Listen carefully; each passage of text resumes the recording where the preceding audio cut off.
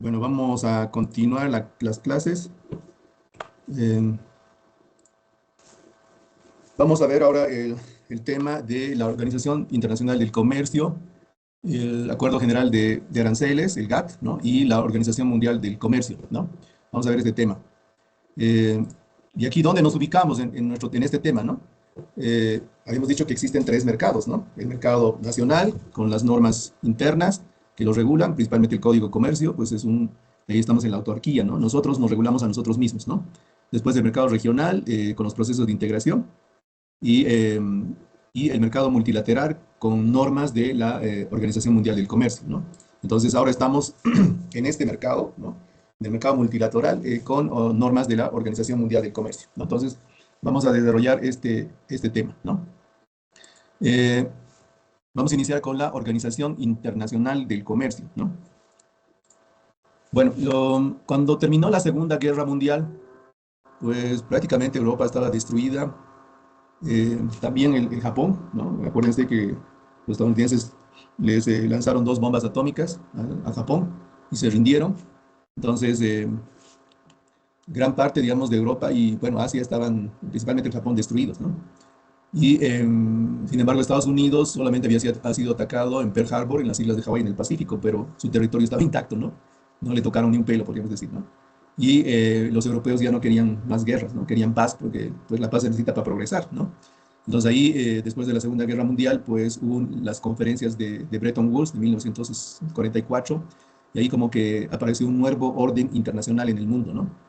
También, pues a raíz de esta conferencia de Bretton Woods de 1949 surgieron el Fondo Monetario Internacional y el Banco Mundial, ¿no? Y también se sentaron las bases para la creación de una organización, obviamente internacional, que regulara la materia de comercio, de la parte comercial, ¿no? De comercio internacional, no solamente de comercio internacional. Y en cuanto para que regulara el intercambio de bienes y productos, ¿no? En el mundo.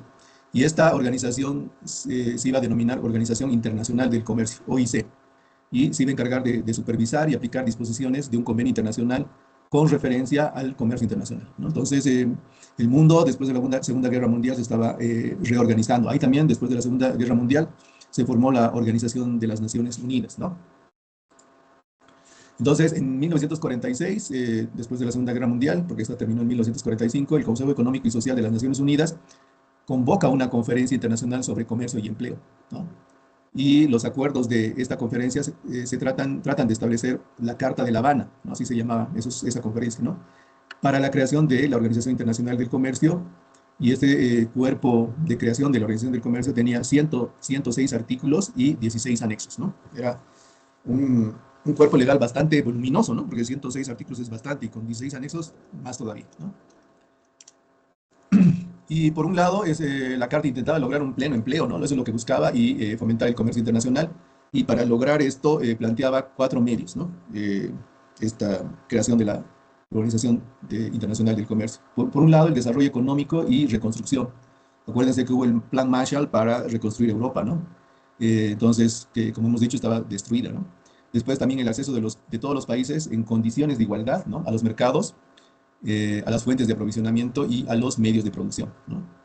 También reducción de los obstáculos al comercio y consultas y cooperación en el seno de la Organización Internacional del Comercio. Entonces, esto es lo que buscaba, digamos, este organismo, ¿no? Que, como vamos a ver, no se llegó a crear, ¿no? No se llegó a crear. Entonces, la constitución de la Organización Internacional del Comercio nunca se pudo concretar, ¿no? Y la razón principal por la cual no se creó esta organización, ¿no? Fue porque Estados Unidos, ¿no? Se negó a ratificar la Carta de La Habana, ¿no? Por parte del Senado de Estados Unidos, ¿no? Entonces, la Carta de La Habana pues, contenía la creación de la Organización Internacional del Comercio. Y como uno de los países vencedores de la Segunda Guerra Mundial, que era Estados Unidos, ¿no? Junto con Francia, el Reino Unido, ¿no? Y Rusia no estaba de acuerdo, pues al final no se llevó a concretar la creación de esta Organización Internacional del Comercio. Entonces, paralelamente al desarrollo de creación de la Organización Internacional del Comercio, los países estaban gestionando un acuerdo general sobre aranceles aduaneros, ¿no? Y comercio, que iba en paralelo a la Organización Internacional del Comercio. Pero al no concretarse la creación de esta organización, al final se implementó este acuerdo general sobre aranceles aduaneros y comercio, ¿no? Que era también parte de la Carta de La Habana. Entonces, ahí, aquí tenemos el GATT, ¿no? Entonces, como dice aquí, paralelamente a la Carta de La Habana, en 1947 se va a cabo la negociación arancelaria multilateral. Y lo que buscaban con el Acuerdo General de Aranceles era mostrar por anticipado lo que podrían ser las negociaciones arancelarias previstas en la Carta de La Habana, ¿no? Entonces, en este caso, en un periodo de 7 meses, 23 países disminuyeron sus aranceles sobre un volumen de intercambio, digamos, a nivel mundial que representó la mitad del comercio internacional, ¿no? Y por consiguiente, estos países, estos 23 países, deciden poner en vigor una parte de la Carta de La Habana, que era el acuerdo de aranceles, ¿no? Entonces, en esta parte, la carta toma el nombre de Acuerdo General sobre Aranceles Aduaneros, GATT, ¿no? Que, como hemos dicho, fue firmado por 23 países el 30 de octubre de 1947 y entró en vigor en enero de 1948, ¿no? De manera provisional y hasta el 31 de diciembre de 1994. Estuvo vigente, pues, ¿cuántos años, no? Estuvo gobernando el comercio internacional desde 1994 hasta 1948, 46 años, ¿no? 46 años tuvo de vigencia el Acuerdo General de Aranceles y en 1994 pues, fue reemplazado por la Organización Mundial del Comercio, ¿no? Que se estableció el 1 de enero de 1995. Sin embargo, la Organización Mundial del Comercio también heredó el GATT, ¿no? Entonces, a ese GATT de 1947 se le hicieron unas modificaciones y hoy día tenemos el GATT 1994, ¿no? Esa es la norma que tenemos, ¿no? A ver, les voy a mostrar y lo vamos a colocar también en la plataforma. Ya.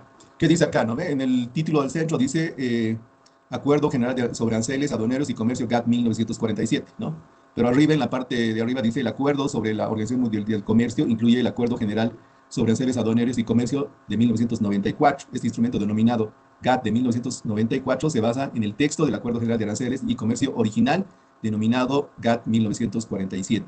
En esta sección se incluye, para referencia del texto, el GATT de 47 con las enmiendas, ¿no? Las adiciones posteriores decididas por las partes contractuales del GATT, ¿no? Entonces, este GATT ya es, no solamente es el GATT 47, 1947, sino es el GATT 1994, ¿no? Ahora es esta norma este acuerdo es muy amplio, ¿no? Son 84 páginas, fíjense, tiene varios artículos que lo vamos a ir viendo después, detallando, pero aquí vemos que pues hay distintos artículos que van regulando el comercio, ¿no? Y hay algunos que son para los países, exclusivamente para los países en vías de desarrollo, ¿no? Entonces, por ejemplo, aplicación no discriminatoria de restricciones cuantitativas, hay varios artículos, ¿no? Que tiene el GATT, ¿no? Como les digo, estas normas son bastante ampulosas, ¿no? Y con mayor razón las de los procesos de integración, ¿no? Que no son, digamos, multilaterales, ¿no? Entonces, bueno, esto lo vamos a subir en la plataforma y, bueno, les sugiero que lo puedan leer para que se interioricen, ¿no? Por el tiempo que tenemos en clases, que no es mucho, y nos hemos planteado, pues, 3 ámbitos, como comentábamos ayer, ¿no? Estas normas que regulan el comercio, este, multilateral, ¿no? Después las normas que regulan el comercio regional y pues el tema de las normas aduaneras, pues no nos va a quedar tiempo, ¿no? Para ver a profundidad, pero sí vamos a tener una idea de cómo funciona el comercio internacional desde el punto de vista normativo, ¿no? Imagínense, si nos ponemos a analizar esto, pues se podría terminar todas las clases, ¿no? Y no habríamos avanzado los otros temas. Y lo que yo quiero en este módulo es darles un pantallazo y que puedan entender cómo funciona el comercio internacional desde su regulación, ¿no? Pero desde un enfoque práctico, ¿no? No con la visión, digamos, de los abogados, sino más, digamos, desde el punto de vista en lo que estamos del comercio, de que somos, digamos, profesionales de ingeniería industrial y también de comercio internacional, ¿no? Entonces, esto lo voy a subir a la plataforma, entonces les sugiero que puedan leer, ¿no? Y se vayan autorizando de esto, ¿no? A ver. Entonces, la Organización Mundial del Comercio se estableció el 1 de enero de 1995. Bueno, como ustedes saben, fracasó la Carta de La Habana, ¿no? ¿Por qué razón fracasó? ¿Por qué fracasó la Carta de La Habana? Lo acabamos de decir hace un momento, pero no sé si me están siguiendo, ¿no? A ver, ¿quién se anima?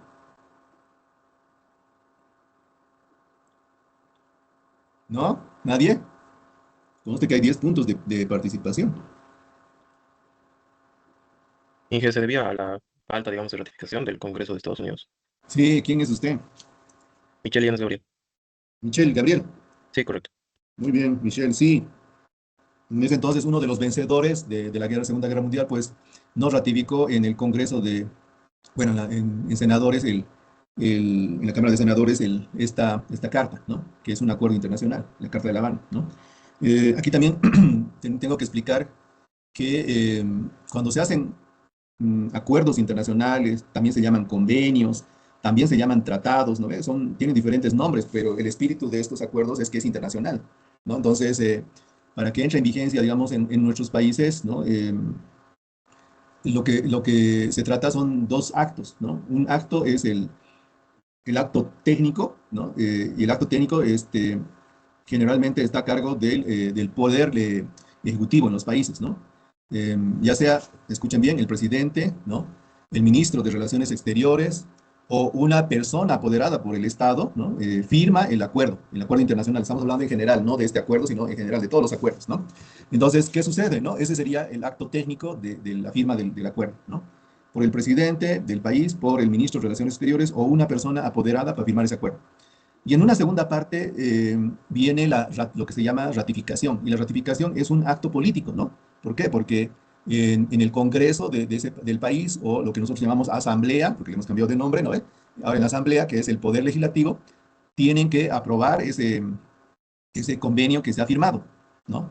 Y cuando se aprueba en el Congreso, en la asamblea, se produce un acto político y ese tratado, ese convenio, forma parte, se incorpora al ordenamiento jurídico nacional, pero con rango de ley, ¿no? O sea, la Constitución siempre va a estar más arriba, digamos, en lo que llaman la pirámide jurídica, y en una parte inferior a la Constitución van a estar estos convenios ratificados con rango de ley. Y después vienen las leyes normales que tenemos, ¿me entiende? Debajo de los convenios internacionales que tienen rango de ley. Entonces, en Estados Unidos pasó que el acto técnico se firmó por los representantes de Estados Unidos, pero cuando fue el proceso de ratificación, pues ya no, el Congreso de Estados Unidos no lo aprobó, ¿no? Entonces ahí fracasó la Carta de La Habana. Esa es la razón, ¿no? Entonces, eh, siempre van a escuchar que se firmó un convenio, ¿no? Se firmó un convenio, el presidente firmó un convenio, el ministro de Relaciones Exteriores firmó un convenio, ¿no? Pero llega el momento, a veces no se ha puesto en aplicación, ¿me entienden? Por ejemplo, a ver, en el año 2018, y esto es en temas de educación y tal vez nos interesa a nosotros, digamos, por eso lo comento, se firmó un convenio del ámbito de educación entre Bolivia y Perú de mutuo reconocimiento de títulos universitarios, ¿no? Entonces, ¿qué quiere decir? Que bajo ese convenio que se firmó entre Bolivia y Perú, nosotros como bolivianos podemos llevar nuestros títulos a Perú y nos los van a reconocer, ¿no? En este caso, el organismo que reconoce nuestros títulos se llama Superintendencia Nacional de Educación, que es el órgano en Perú que nos reconoce el título, ¿no? Que nos homologa. Y de esa forma podríamos trabajar en Perú, porque tendríamos un título reconocido, ¿no? Y en el Perú lo han ratificado, ¿no? El Congreso peruano ha ratificado que se llama ese convenio internacional de mutuo reconocimiento de títulos, de grados y títulos universitarios, ¿no? Sin embargo, cuando yo he preguntado en el Ministerio de Educación si nosotros habíamos ratificado ese acuerdo, no, o sea, Bolivia solamente ha firmado, ¿no? Que era el acto técnico, pero no ha ratificado en la Asamblea, entonces no hay el acto político y por lo tanto ese convenio para Bolivia no está vigente. ¿Por qué? Porque al no ser ratificado no forma parte del ordenamiento jurídico de Bolivia con rango de ley. Entonces, ¿qué sucede? Nosotros tenemos una ventaja, digamos, ¿no? Aquí pues tenemos en el curso de ingenieros industriales y de sistemas y bueno, ahorita que hemos visto el día de ayer que Perú está en una bonanza económica, ¿no? O sea, le va muy bien en las cifras macroeconómicas y pues decidimos migrar a Perú, ¿no? Y si conocemos o nos contratan en una empresa, pues podríamos trabajar, revalidar nuestro título y quedarnos. Hay muchos que se han ido así, incluso abogados, ¿me entiende? Que es más difícil todavía ratificar un título de abogado, pero sí hay varios bolivianos que se han ido a Perú a trabajar, ¿no? Entonces, ¿qué sucede? Han aplicado tal vez últimamente a este convenio, ¿no? Y entonces pueden trabajar. Pero un peruano que venga aquí a Bolivia, no puede aplicar ese convenio, porque Bolivia no lo ha ratificado, ¿no? Entonces, no lo tenemos incorporado en nuestro ordenamiento jurídico nacional, ¿no? No lo tenemos. Para nosotros es una ventaja, ¿no? Imagínense, podemos ir al Perú, un país que hoy en día, y como nos han explicado ayer los videos, tiene la cuarta moneda más fuerte del mundo. Su economía pues tiene unas reservas internacionales de 90.000 millones de dólares. Pues en la parte económica todo va bien, ¿no? Muy bien, entonces es un país atractivo para ir a trabajar, ¿no? Entonces ahí tenemos la ventaja, ¿no? Para que entendamos lo que es el acto jurídico, ¿no? El acto técnico y el acto político de la firma, que sería el acto técnico y la ratificación, que sería el acto político de un convenio para convertirlo en parte de nuestro ordenamiento jurídico, ¿no? Eso es cuando firmamos un convenio que necesita ratificación, pero también aclaro que hay otras normas que no necesitan ratificación. Esas normas no están en, digamos, por ejemplo, las normas de la Comunidad Andina, que son decisiones, son normas supranacionales, ¿no? Directamente la Comunidad Andina los emite, no se llaman leyes ni decretos, nada, se llaman decisiones y tienen número, decisión 530, por ejemplo, ¿no? Y en el momento que se emiten por la Comunidad Andina, pues ya tienen aplicación inmediata en nuestros países, ¿no? Es otro tratamiento de las normas, pero en este caso son comunitarias, ¿no? Pero bueno, no los voy a marear todavía con eso, nos diremos después, vamos a ver el tema de los procesos de integración, pero ahorita pues nos quedaremos en el GATT, ¿no? Entonces, fracasar la Carta de La Habana, y bueno, nos ha explicado nuestro compañero eh, Michel Illanes, ¿no? ¿Por qué ha fracasado la Carta de La Habana? Pues, y consecuentemente la institución que se iba a crear con esta carta, que era la Organización Internacional del Comercio, el GATT, que es el General Agreement of Tariffs and Trade, ¿no? Emerge como el único instrumento de regulación de los intercambios mundiales, ¿no? Cuya filosofía pragmática, práctica, se inclina a propiciar intercambios libres de trabas y obstáculos, ¿no?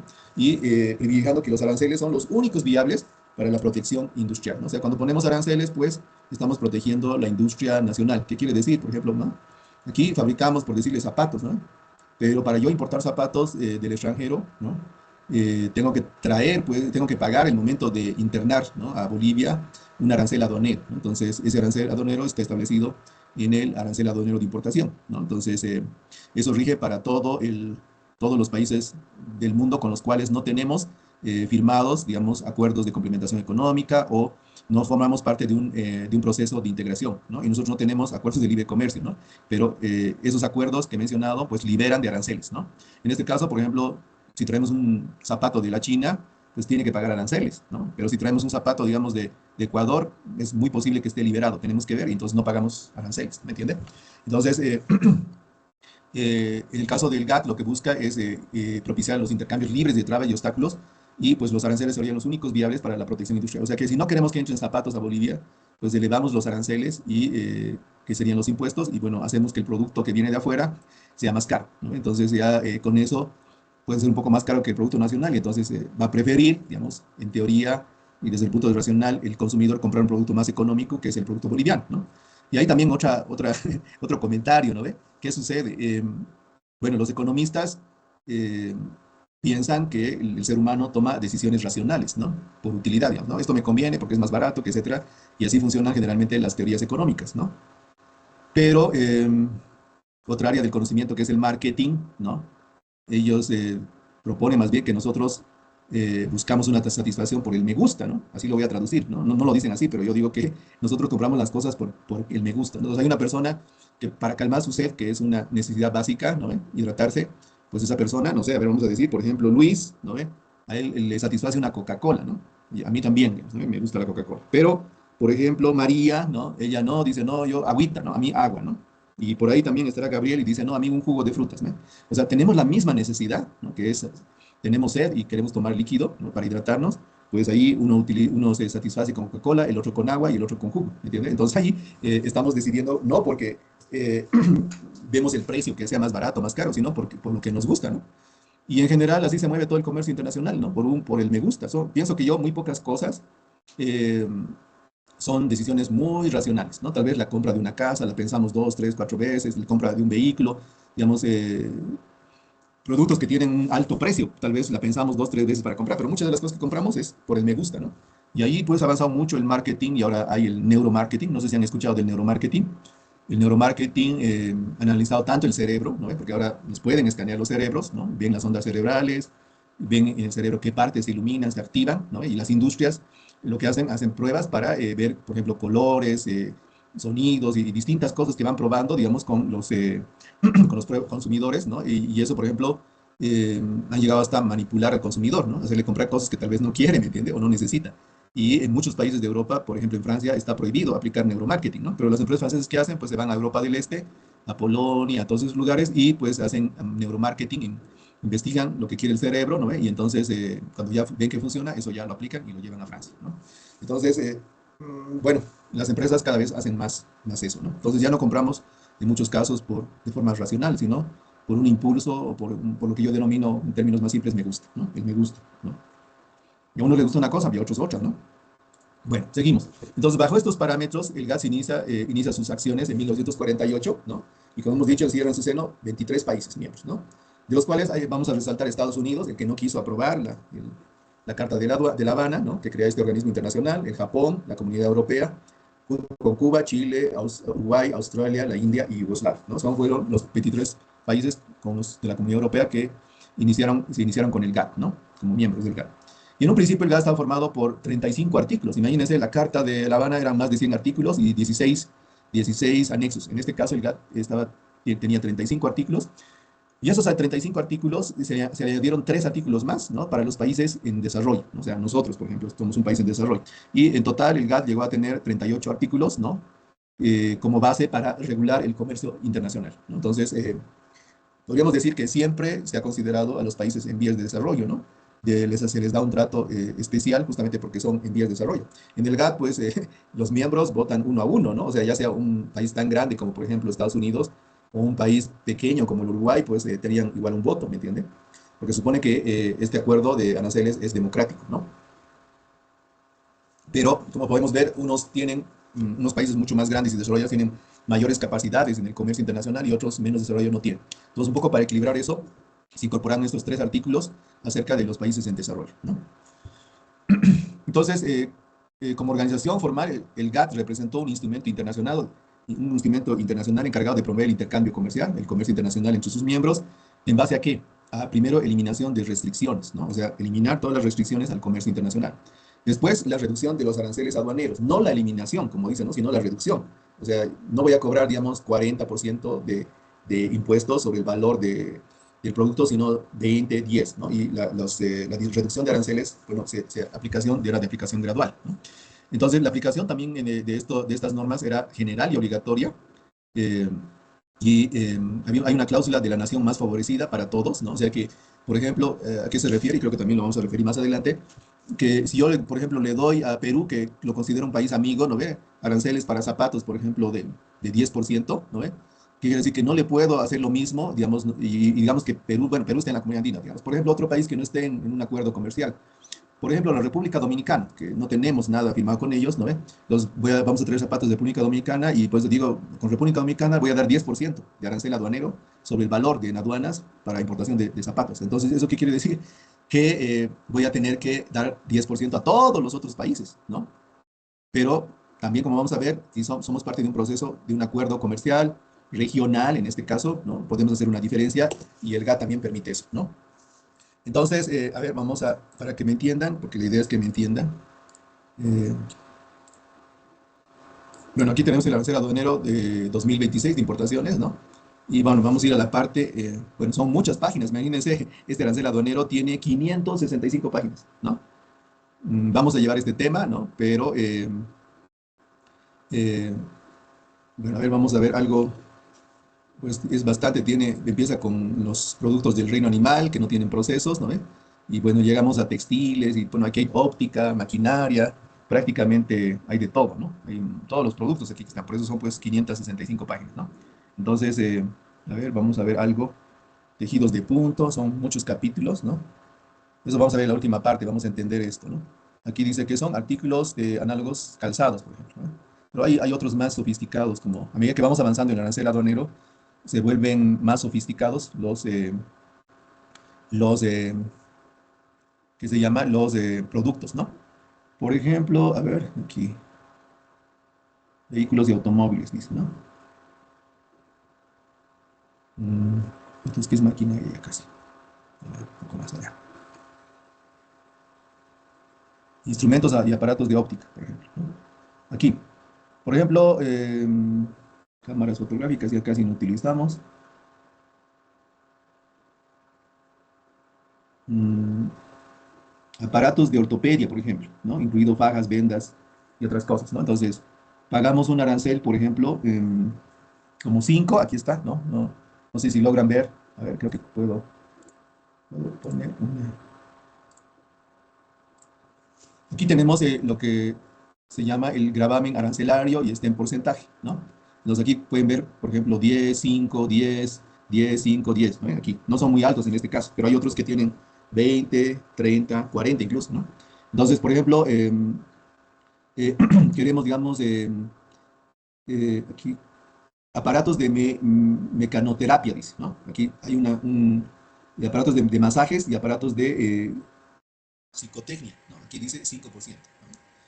Cuando vemos esta columna, estamos viendo la columna del arancel aduanero que vamos a aplicar a todos los países bajo la normativa de la Organización Mundial del Comercio, ¿no? Entonces, cuando hablamos de esta columna, estamos hablando de los aranceles que vamos a aplicar a todos los países bajo el marco de la Organización Mundial del Comercio. Pero, ¿qué sucede? Digamos, ¿no? Entonces, pero si esos aparatos de catoterapia, ¿no? No se van a traer, por ejemplo, de Corea del Sur, sino que se van a traer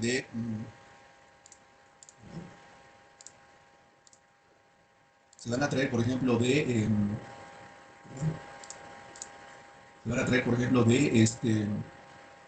la Comunidad Andina de Naciones, por ejemplo, se va a traer de Perú, ¿no? Entonces ahí, por ejemplo, no vamos a pagar aranceles, hay una liberación del 100%, entonces el arancel va a ser cero, ¿entiendes? Entonces, ¿qué quiero decir? Que lo que tenemos en este lado son los aranceles para los procesos de integración o los acuerdos complementarios económicos, ¿no? Porque hemos hecho esos acuerdos con los países, por ejemplo, con México, con Chile, con Venezuela, con Cuba, por ejemplo, ¿no? Y con la Comunidad Andina y el Mercosur. Entonces ahí, por ejemplo, se liberan. Y cuando dice 100%, no es que vas a cobrar el 100% del valor, más bien está liberado los aranceles al 100%. Entonces por ahí dijera 50%, entonces va a ser la mitad de esos 5%, va a ser 2,5, ¿no? En cambio acá, digamos, ¿qué sucede? Pues, ¿no? Todo lo que tenemos aquí, ay, perdón, todo lo que tenemos acá es en este gravamen arancelario, pues son los aranceles bajo las normas, podríamos decir, para que se entienda, de la Organización Mundial del Comercio. Para los restos de los países con los cuales no tenemos procesos de integración o acuerdos comerciales, ¿no? Entonces vamos a borrar esto.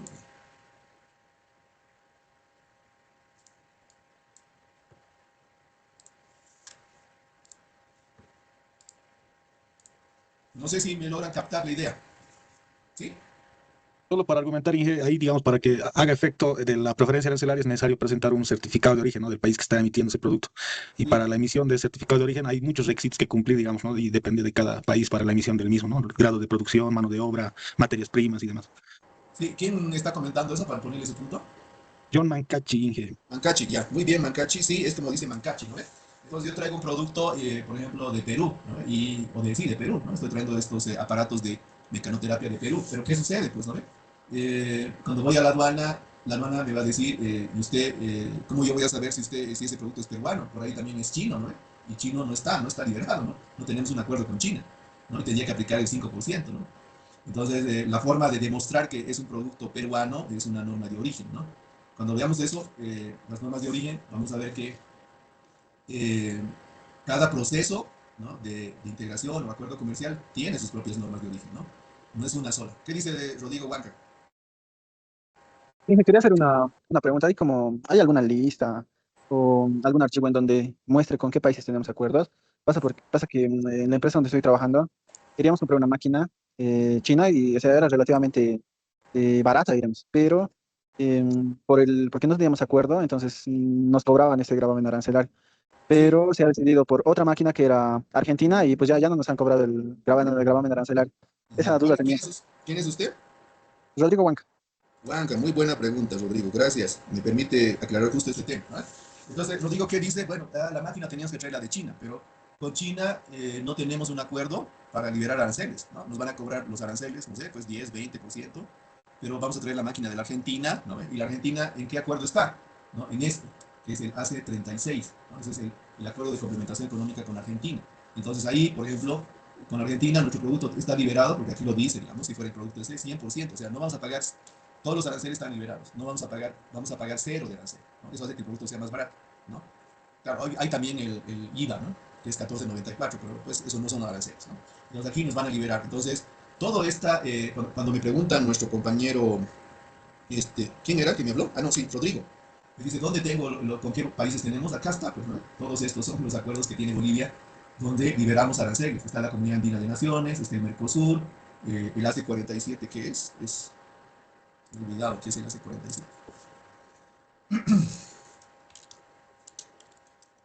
El AC47 es Cuba, ¿no? Cuba también está liberada, Venezuela, el AC22 es Chile, el AC66 es México. Con esos países tenemos acuerdos.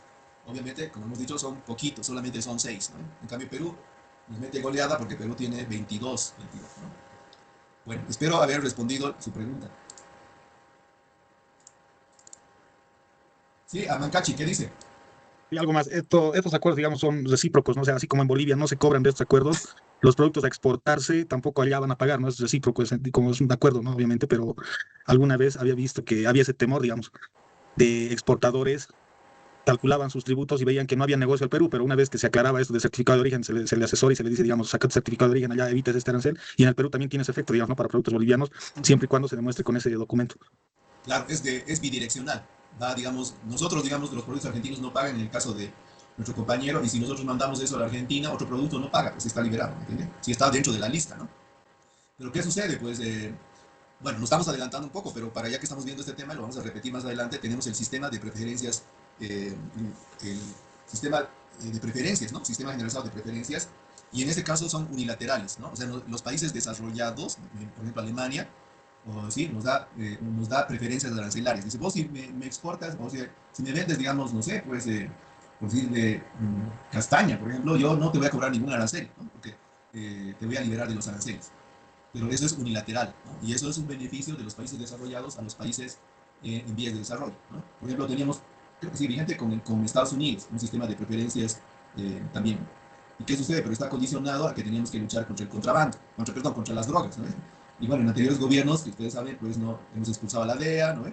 Entonces, al final creo que no se aplicaba ya eso porque no, era condicionado, ¿no? Era condicionado. Sí, vos luchas contra las drogas, no dejas que lleguen drogas a Estados Unidos, vos capturas a los narcotraficantes en tu país y yo te voy a comprar textiles, ¿no? Ropa, ¿no? Y aquí pues había Metex, que producía ropa de marca y el destino de eso era Estados Unidos. Pero ¿qué pasó? Pues no controlamos el narcotráfico y bueno, expulsamos a la DEA y también entiendo que eso se suspendió, ¿no? Para Bolivia, ¿no? Sigue para Perú.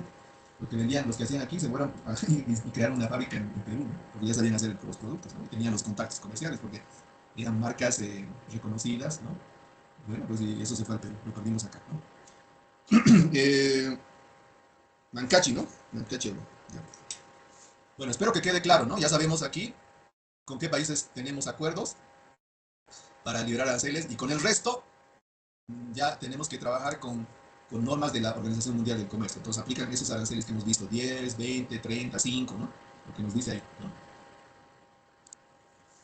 ¿no? Bueno, si bien el GATT fue concebido como un simple acuerdo comercial, ¿no? Al paso del tiempo se convirtió en una verdadera organización internacional. ¿Por qué contaba con estos elementos? Tenía un tratado, ¿no? Un convenio, un acuerdo, como hemos dicho, que era el Acuerdo General de Aranceles, ¿no? de aranceles, ¿no? Y tenía órganos permanentes, ¿no? Reuniones de las partes contratantes, el Consejo de Representantes, el secretario general como un director general del GATT, ¿no? Tenía un presupuesto, ¿no? que funcionaba con la contribución de las partes contratantes de todos los países que formaban el GATT, ¿no? En función y esto era pro rata, digamos, en función a la participación que tenía cada país en el comercio internacional. Entonces, todos estos elementos pues, permitieron que el convenio, ¿no? que el GATT, se convierta en un organismo internacional, ¿no? Gracias a que tenía un tratado, órganos permanentes y un presupuesto, ¿no? Entonces el GATT no solamente fue un convenio, llegó a ser un organismo internacional, ¿no? Y cuando dejó de existir el GATT no se convirtió en la Organización Mundial del Comercio. Por eso la OMS adoptó las normas del GATT, ¿no? Les hizo unas modificaciones en el 94 y bueno, y sigue vigente este GATT, ¿no? Con las modificaciones de 1994. Que quiere decir que la Organización Mundial del Comercio heredó pues toda la parte jurídica de normas del GATT, ¿no? Bueno, ¿cuáles son los derechos y obligaciones de las partes en el GATT, ¿no? Que sigue vigente, como hemos visto, ¿no? Bueno, primero la supresión de toda discriminación, ¿no? Un rato, por favor. No sé si me estoy pasando la hora. Dejé mi celular en otro lado. No, ya es las 20:00. Vamos a hacer un descanso, por favor, de 10 minutos, ¿está bien? Bueno, estamos de regreso a las clases, vamos a continuar. Estábamos viendo que el GATT se convirtió en una organización internacional, no solamente un convenio, porque tenía estas tres características que hemos mencionado, ¿no? Y cuando vemos el tema de los derechos y obligaciones de las partes, o sea, los estados que se adquirieron, digamos, o firmaron el acuerdo del GATT, pues lo que se tenía era una supresión primero de toda discriminación, ¿no? O sea, ya sea Estados Unidos o, por ejemplo, Uruguay, no podían ser discriminados, ¿no? Entonces, ahí actuaban todos los países de forma igualitaria, ¿no? Después había estabilidad en las concesiones arancelarias, ¿no? No eran temporales, sino eran de largo plazo y además iban reduciendo gradualmente a medida que pasaban los años, ¿no? Después, quiere decir que, digamos, se daba un arancel de 15, después se podía reducir a 10 y así sucesivamente, ¿no? La idea era, al paso de tiempo, reducir los aranceles, ¿no? Disminuir esos aranceles que son impuestos aduaneros, ¿no? Para los productos importados. Después, eliminación de restricciones cuantitativas, ¿no? Entonces, algunos países ponían cupos, decían, no, solamente yo voy a permitir que se importe tantas toneladas de trigo, ¿no? O ustedes no pueden exportar, como nos hacían antes a nosotros, ¿no? No pueden exportar carne, ¿no? Primero tienen que abastecer el mercado nacional, entonces había cupos, ¿no? Entonces, y así restricciones de tipo cuantitativa, ¿no? Ahora creo que se están eliminando esas restricciones y bueno, una noticia grata en temas de exportaciones que salió el otro día es que estamos exportando carne a la China, ¿no? Por medio de contenedores, ¿no? Lo estamos llevando por Arica, el contenedor, después se va en un buque feeder, por transporte marítimo va de Arica hasta Chancay, y de Chancay hasta la China, pues en otro buque mucho más grande, ¿no? Entonces ya estamos exportando carne, ¿no? Pero hay esas restricciones de tipo cuantitativas, ¿no? Impuestos ya sea por volumen o por valor de mercancías, como unos topes, más o menos para que me entiendan, que llegaba hasta ese tope y no se podía importar más, o en otros casos no se podía exportar, ¿no? Entonces, supresión de las demás formas de protección, pues, ¿no? Hay otras formas de protección, las que llaman, que no son aranceles, sino, digamos que, pues, por ejemplo, son normas fitosanitarias, ¿no? Muy estrictas, por ejemplo, para alimentos y otras cosas, medicinas, por ejemplo, son las normas muy estrictas y a veces es difícil cumplir. Entonces, yo tengo un producto, pero no puedo cumplir la normativa, por ejemplo, de Europa, entonces no voy a lograr exportar, ¿no? Y la idea, digamos, de esas normas es proteger la salud, por ejemplo, humana o animal, pero a veces también, no sé, me parecería personalmente que lo hacen como que a que no entren productos a su mercado, ¿no? Y especialmente los europeos son muy exquisitos con esas normas, ¿no? Te pueden dar concesiones, pero tienes que cumplir unas normas y a veces eso es complicado, ¿no? Entonces, especialmente en alimentos y medicinas, porque tiene que ver con la salud humana, ¿no? Entonces, después hay el tema de solución de controversias. Obviamente, teniendo una normativa que es el GATT, pues unos interpretan de una forma, otros interpretan de otra forma y no se ponen de acuerdo. Entonces hay solución de controversias, ¿no? Hay solución de controversias, ¿no? Dentro del GATT. Bueno, ¿cuáles son los principios fundamentales, digamos, ¿no? del GATT, ¿no? El primero es la no discriminación, ¿no? Los países no se pueden discriminar unos con otros, ¿me entiende? Y ahí parte de la no discriminación viene el trato de la nación más favorecida. Entonces, cualquier concesión, como habíamos dicho, beneficio que un país otorgue a otro, también debe otorgárselo igualmente a terceros países, ¿no? Por ejemplo, lo que decíamos, ¿no? O sea, yo doy un beneficio, digamos, por decirle, no sé, a El Salvador, en Centroamérica, ¿no? Entonces, no solamente es para él, es para todo el resto de los países que, digamos, con los cuales no tengo acuerdos comerciales, ¿no? Entonces, ese beneficio que le doy a El Salvador también le va a servir, por ejemplo, a Nicaragua, ¿no? O a Costa Rica, con los cuales yo no tengo acuerdos. Y mi comercio con estos tres países es bajo normas de la Organización Mundial del Comercio. Entonces, si yo fijo un arancel, digamos, por decirles de 5% para El Salvador, pues eso también tengo que dárselo a todos los países africanos, europeos, etcétera, ¿no? Si no tengo acuerdos con ellos, ¿no? Eso es el trato de la nación más favorecida. No puedo beneficiar a uno, tengo que beneficiar a otros dentro del comercio multilateral, ¿no? Ya cuando entro en un acuerdo comercial, un acuerdo de complementación económica, un tratado de libre comercio, un proceso de integración, ahí sí puedo eh, crear favores, digamos, a esos países con los cuales estoy en ese proceso de integración o de ese acuerdo comercial, ¿no? Puedo tratarlos de forma diferente a los de las normas del GATT en este caso, ¿no? Y eso lo permite el mismo GATT, ¿no? Como vamos a ver. Otra parte de la no discriminación es el trato nacional, ¿no? Entonces, ¿qué sucede? Las mercancías nacionales, ¿no? Importadas deben recibir igual tratamiento, ¿no? Una vez que han entrado al mercado nacional, pagando sus respectivos impuestos en la aduana. Y no pueden ser objeto de cargas especiales. O sea, una vez que ya ha importado una mercancía, digamos, ¿no? de la Argentina, por decir algo, no, pero estamos en normas de la OMC, no puede ser Argentina, porque con Argentina tenemos un acuerdo, ¿no? Entonces, con un país con el cual no tengo acuerdo, ¿no? En este caso, por ejemplo, un país como eh, Pakistán, por ejemplo, ¿no? Pakistán o Emiratos Árabes Unidos, ¿no?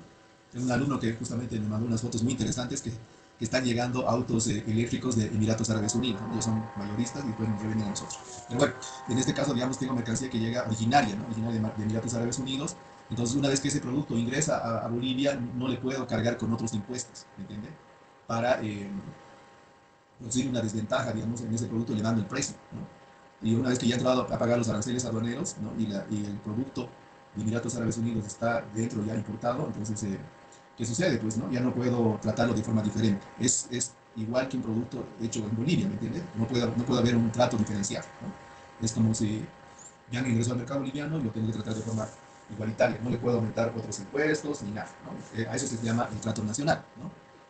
Y aquí también, bueno, no sé si lo vamos a comentar más adelante, a veces me puedo olvidar, aquí hay, cuando ingresa, por ejemplo, los productos a Bolivia, pues tienen que ingresar a la zona primaria, que son los almacenes aduaneros, ¿no? De la aduana, y cuando ya está en zona secundaria, que ya son fuera de los recintos aduaneros, pues está en el resto del territorio de Bolivia, ¿no? Entonces ya el producto ya ha pasado a la zona secundaria. Y alguna vez comento esto, ¿no? O sea, yo decía, cuando no conocía estas cosas, decía, ¿no? Oye, ¿por qué no controlamos el contrabando, no? Y tenía cuando estudié Derecho, tenía una compañera que trabajaba en impuestos nacionales, y le digo, ¿por qué no controlan el contrabando, la justus, todo eso? Porque, y ella me decía, no, lo que pasa es que nosotros vamos y verificamos que emitan factura nacional, ¿no? Que emitan una factura, o sea, que no haya omisión de la factura como impuesto nacional. Pero le decía, no podemos verificar si ese producto es o no de contrabando, eso le corresponde a la aduana, ¿no? Pero cuando el producto ya ha ingresado a la zona secundaria de contrabando, ya no hay tampoco la potestad de la aduana para fiscalizar si ese producto ha entrado de forma legal, ¿no? Ya está en la zona secundaria. Entonces me parece que eso, desde mi punto de vista, no está bien, ¿no? Porque fomenta el contrabando, ¿no? Porque ya ha ingresado al territorio y como no puede hacer nada. Sí hay una salvedad, que si hay una denuncia, por ejemplo, hay grandes almacenes en el Alto que tienen montones de productos, si hay una denuncia de que ahí hay contrabando, entonces sí va a la aduana y pues hace el comiso de la mercancía. Pero en la mayoría de los casos, si ha llegado a la zona secundaria, que ya sería en las ciudades, por ejemplo, no, pues ya no tiene potestad la aduana. Entonces, esa parte yo pienso que deberíamos arreglar, ¿no? Porque para los que hacen las cosas legal, pues les cae toda la ley, ¿no? Multas de la aduana. Es la parte más complicada del comercio internacional, como decía en la primera clase, pero los contrabandistas están felices, ¿no? Están recontra felices porque no los molestan para nada, ¿no? Claro, de vez en cuando pierden mercancía, pero bueno, están arriesgando, ¿no? Bueno, y hay excepciones, ¿no? Acuerdos bilaterales, esas son las excepciones, ¿no? Acuerdos bilaterales, ¿no? Son las excepciones. Acuerdos unilaterales en zona de libre comercio o procesos de integración, ¿no? Y también están el comercio desleal, ¿no? Cuando los países pues les dan un incentivo económico a los exportadores para que exporten, haciendo que sus productos sean más baratos, ¿no?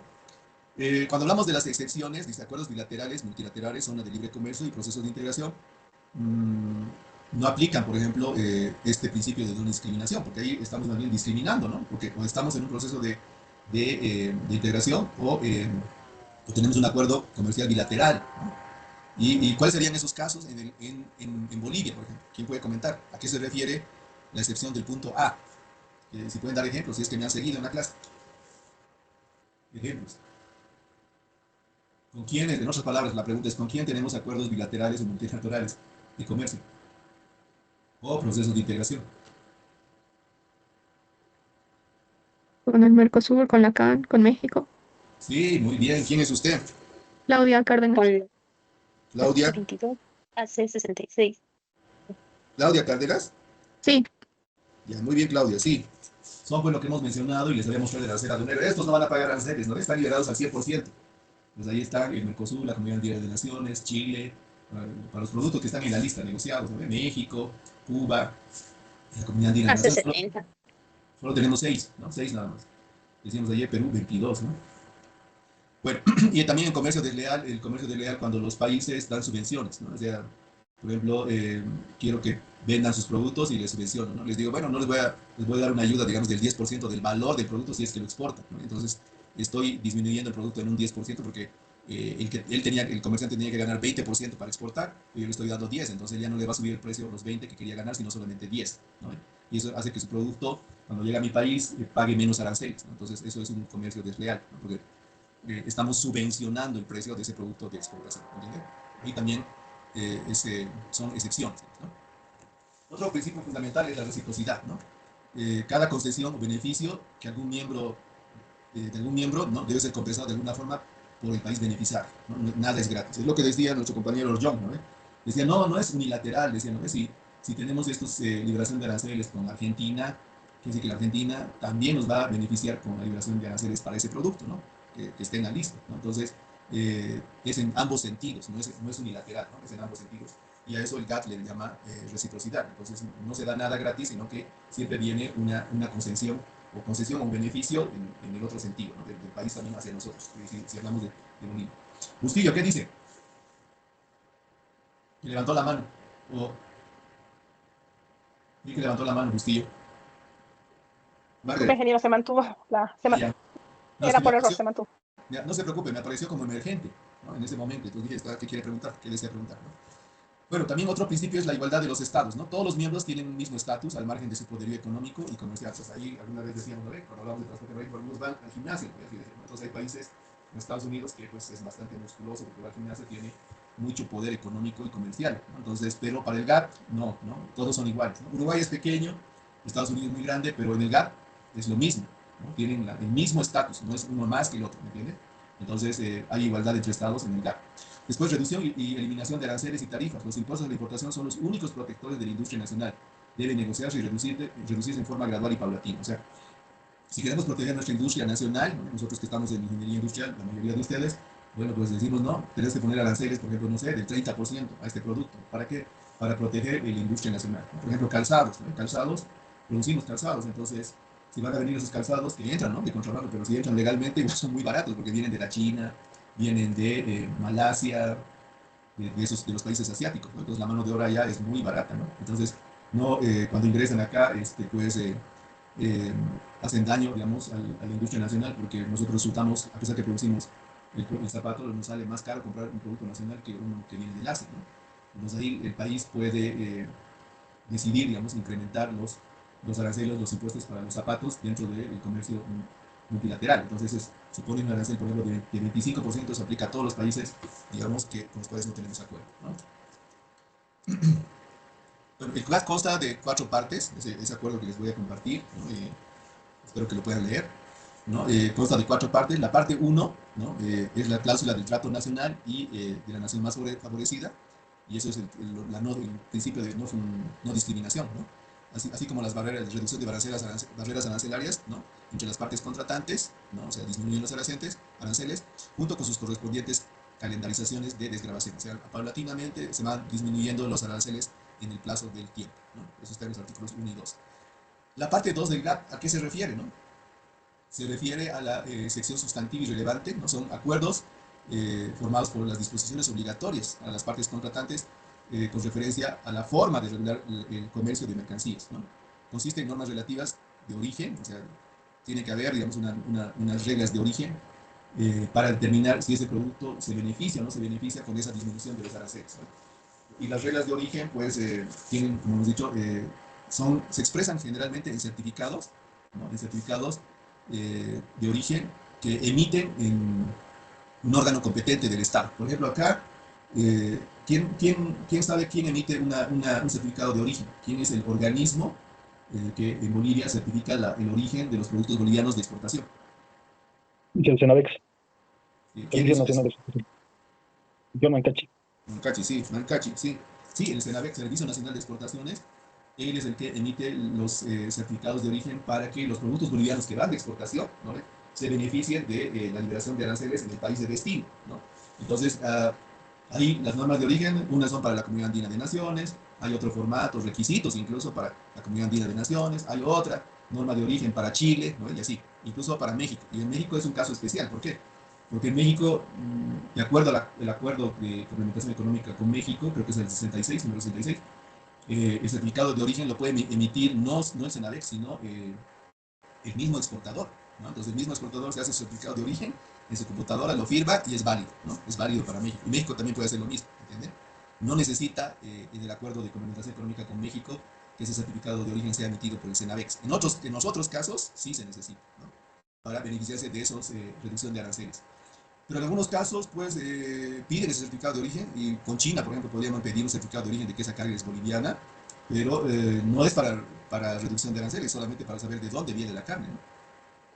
Y ha habido casos también, no sé si alguien ha escuchado, con el tema de la quinoa, ¿no? O sea, había quinoa que se había sembrado y cosechado en Estados Unidos, y se enviaba a Corea del Sur como si fuera quinoa boliviana. Entonces, en un momento llegaron aduaneros de Corea del Sur a verificar si realmente eso venía de Bolivia o no, ¿me entienden? Bueno, y con la quinoa, pues obviamente se han llevado los granos, ¿no? A Estados Unidos. No sé si saben que los cereales andinos como la quinoa, el amaranto, el milmi, ¿no? Que crecen en el altiplano boliviano, que prácticamente pues no tiene tierras muy nutritivas. Es extraño, ¿no? La naturaleza no tiene, el altiplano boliviano no son tierras muy nutritivas, podríamos decir, ¿no? Desde el punto no hay tanta vegetación, pero producen alimentos con alto valor nutricional, ¿no? Entonces, el quinoa, el amaranto, el milmi, por ejemplo, es comida de astronautas, ¿no? La NASA, por ejemplo, la comida de los astronautas tienen cereales andinos. ¿Por qué? Porque son granos que tienen, digamos, un gran componente alimenticio, ¿no? Son alimentos, son super, podríamos decir superalimentos, para que me entiendan, ¿no? Y por eso la quinoa también es tan recibida en otros países, ¿no? Eh, entonces, pero al paso del tiempo se han llevado los granos y ahora también tienen quinoa en Estados Unidos.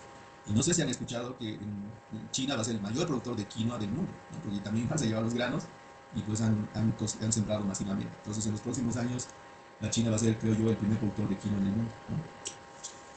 Bueno, y con el amaranto, pues tiene sus características, no sé, les comentaré un poco para un poco disiparlas, el tema del GAT, ¿no? El amaranto en el Incario era alimento de la realeza inca, en cambio la quinoa era para el pueblo. Cuando llegaron los españoles, le hicieron mala fama al amaranto y lo convirtieron en un alimento para los animales, ¿no? Para hacerle la contra a la realeza inca. Y lo que se ha descubierto, y esto es una noticia de comercio internacional, ¿no? En Ecuador había una, creo que era ingeniera química, no me acuerdo qué profesión, o agrónoma, creo que era así, no recuerdo la profesión. Era una señora que sufría de depresión crónica, ¿no? y estaba medicada con pastillas. Y ella descubrió que el amaranto era un antidepresivo, ¿no? Entonces lo empezó a consumir. Y a raíz de eso industrializó el amaranto como un refresco, ¿entiende? Luego consiguió que la corporación alemana le ayudara a industrializar ese amaranto, ¿no? En forma de refresco. Entonces montó una pequeña fábrica con envases de Tetrabric. Y hoy en día, pues, y hace varios años ya exporta el amaranto en esa presentación a Alemania, ¿no? Pero está considerado como un antidepresivo el amaranto, ¿no? A pesar de su valor nutricional, ¿no? Pero los españoles, pues, le pusieron mala fama, ¿no? Al amaranto, porque era una comida de la realeza inca, ¿no? Bueno, entonces la parte 3 está formada por los preceptos adjetivos del acuerdo referentes a qué. La parte 3 se refiere a los procedimientos de adhesión por parte de los países interesados, ¿no? En convertirse en partes contratantes. A ver, ahí me ayudan, por favor. Bolivia originalmente no estaba entre los, creo, entre los 23 países que formaban el GATT, ¿no? Entonces, a ver, alguien que escriba en el Google desde cuándo Bolivia formó parte del GATT y me avisa. Ingeniero desde 1990, ¿Ya? ¿Quién es usted? Elisandra Bustillo. De Agustillo, su primer punto. Sí, de 1990, ¿no ve? ¿Y de cuánto es el GATT? ¿De qué fecha es el GATT? ¿Quién se acuerda? El primer GATT. ¿De qué año es? El 26 de mayo de...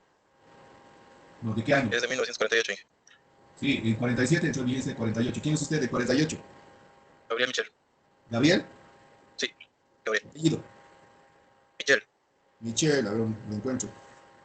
Ya, segundo punto, Michelle. Sí, ¿no? 95 creo que dijo, o 91. ¿Cuándo entró en vigencia el GATT para nosotros? A Bolivia. Creo que dijo 91, ¿no?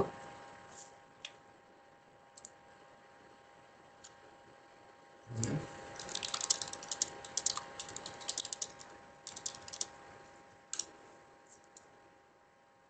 90. O sea, nosotros hemos implementado de 1990 hasta 1948, pues 42 años han pasado hasta que hemos sido parte del GATT, ¿me entiende?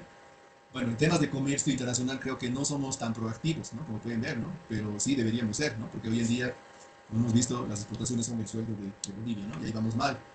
Y como digo, el dinero no va a caer de la nada, ¿no? No va a caer del cielo, ¿no? Tenemos que exportar para tener dinero, no hay otra forma, ¿no? Y no podemos vivir de los préstamos. Como también comentaba un compañero, tenemos que impulsar el turismo, ¿no? Bueno, entonces, la parte 3 del GATT, pues, eh, se refiere a los procedimientos de adhesión por parte de los países interesados. O sea, Bolivia ha tenido que aplicar la parte 3 del convenio del GATT. ¿Por qué? Porque no ha sido un miembro originario, digamos, del GATT. Solamente fueron 23 países los que acordaron y firmaron el GATT. Y nosotros no estábamos entre esos 23. Nosotros recién nos incorporamos al GATT en 1990. Entonces, hemos tenido que aplicar la parte 3, donde están los procedimientos de adhesión, ¿no? De los países interesados, ¿no? Hoy día, pues, el GATT creo que ha superado la OMC, pues, más de 100 países, ¿no? De los 23 que surgieron, ¿no? La parte 4 del contenido del GATT son artículos que tienen que ver con la reforma de los artículos, ¿no? Del acuerdo que fueron aprobados en la ronda Kennedy. Hay varias rondas del GATT, les han puesto nombres, ¿no? De las rondas. No las vamos a ver en detalle, digamos, pero sí, hay, en este caso, hay, digamos, en esta parte 4 se refiere, digamos, al articulado general para aprobar la ronda de Kennedy, donde se han hecho algunas modificaciones, ¿no? Entonces, han reformado las partes del GATT han reformado parte del acuerdo, ¿no? Entonces, y aquí, bueno, en esta ronda de Kennedy, ¿no? Se reconoció qué cosa, ¿no? se reconoció a los países en vías de desarrollo, ¿no? En desarrollo, bueno, porque los países desarrollados como Estados Unidos, etcétera, como hemos dicho, tienen más fuerza comercial, ¿no? Pero en nuestro caso, los países en vías de desarrollo, pues lamentablemente en el comercio internacional vamos disminuidos. Entonces, en esta parte 4 se han incorporado artículos para beneficiar a los países de menor desarrollo, ¿no? Para beneficiar a los países de menor desarrollo y de esa forma un poco equilibrar la balanza, ¿no? Dentro del comercio internacional. Bueno, ahora vamos a ver lo que es la Organización Mundial del Comercio, ¿no? Pero antes vamos a ver un video. Creo que nos va a alcanzar el tiempo. Sí, veremos. Si nos pasamos 2 minutos, vamos a descansar un poco más tarde. Entonces,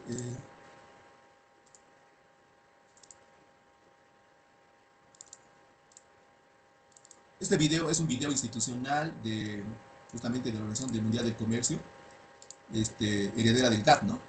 Y donde nos va a explicar cómo sigue este proceso de la transición del GATT a la OMC, ¿no? Entonces, les voy a pedir que presten atención, por favor, ¿no?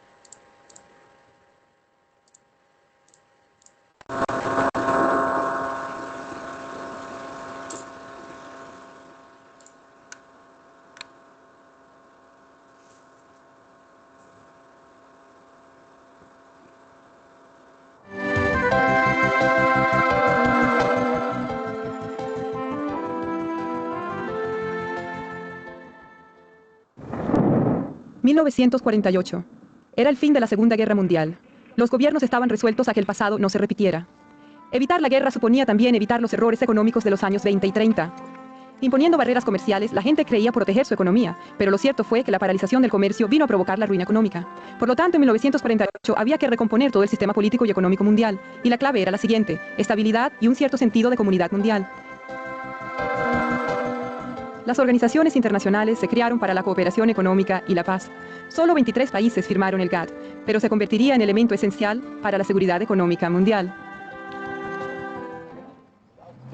50 años más tarde, la Organización Mundial del Comercio tiene 132 países miembros, ha hecho suyas las funciones del antiguo GATT, pero asimismo se ocupa de nuevos sectores del comercio: bancario internacional, telecomunicaciones, invenciones de tecnología avanzada.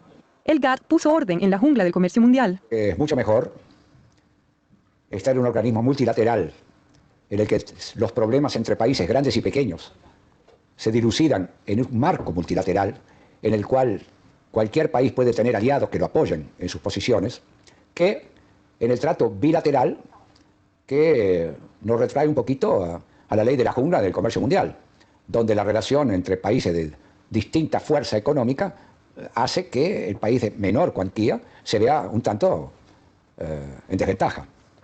Las normas definían lo que los gobiernos podían y no podían hacer en materia de política comercial. Por ejemplo, los países no podían discriminar entre sus interlocutores comerciales. El GATT vino a ser también un foro en el que los países miembros podían solucionar sus diferencias y negociar la reducción de los obstáculos al comercio. En el marco del GATT se celebraron 8 rondas de negociaciones comerciales de creciente complejidad. Todo esto brindó un clima más propicio para las inversiones y la creación de empleo.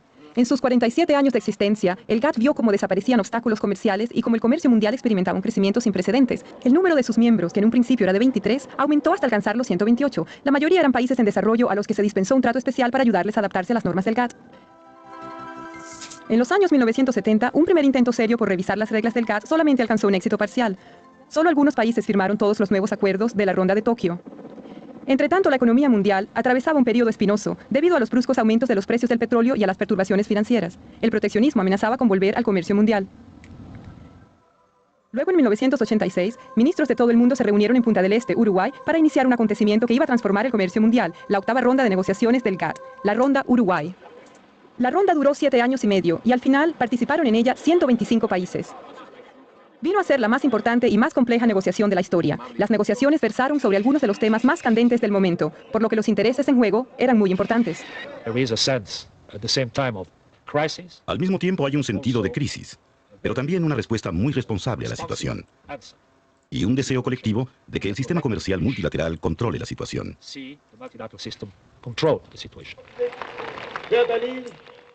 Durante ese tiempo, el mundo experimentó modificaciones de naturaleza aún más política y económica. Caían los muros de la Europa Oriental y el antiguo bloque soviético, cuyas economías se orientaban hacia los mecanismos del mercado y el comercio internacional.